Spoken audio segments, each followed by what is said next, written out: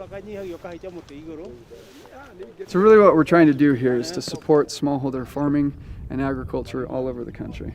Right, and yesterday we looked at our pink pepper sourcing, and I heard about a story about a woman whose life has been completely changed through sourcing pink pepper. Yeah. So we've changed our plans. You booked a flight last night with just hours notice. Yep. And we want to meet her. We want to understand what compact sourcing means to her and her family.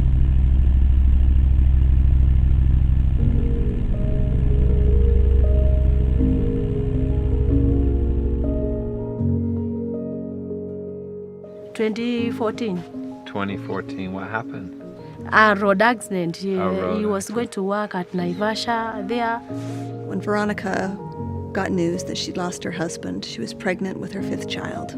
Meeting Veronica was incredible because we were able to see firsthand the impact that co-impact sourcing has on families in Africa. It was hard to feed my children. I was very stressed and I struggled very much. Yeah, life was hard.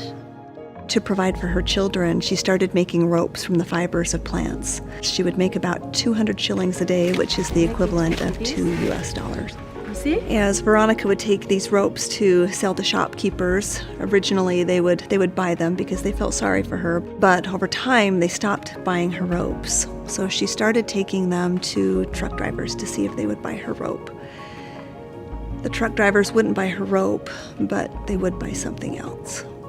And she found herself having to give away her dignity and her respect in the only way she had to provide for her children. Veronica and Lucy were friends. They had a common bond because they had both lost their husbands.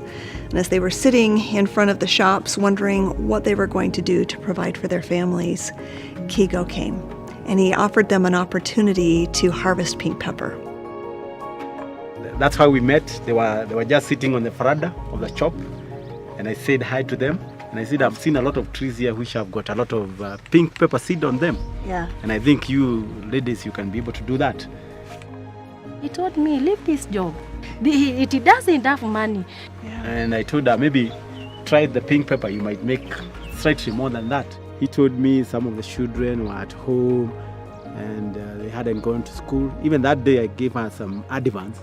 I said I would cover it from the seed that would be made up. So you gave her a little bit of an advance. Yeah. You took a risk on her. Yeah. And then she delivered some pink pepper. Yeah, the following day actually she had like 20 kilos. Really? Wow. The next Yeah, day? first time. Yeah? Yeah. Since Veronica started harvesting pink pepper, she now makes 1,500 shillings a day on average versus just 200 or 300 shillings a day before. I like to work. I don't like to stay idle. And when you stay idle, when you gossip, your children will sleep without anything in their stomach. Right. Yeah. Yeah. So I like to work. Right.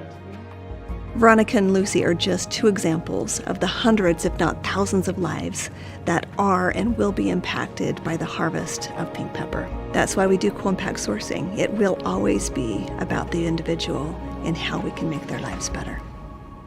That job is good because this time I afford to rent, I afford to eat, I afford to cover my children, my family. That I thanks for Mr. Kigo, and I thanks for you all.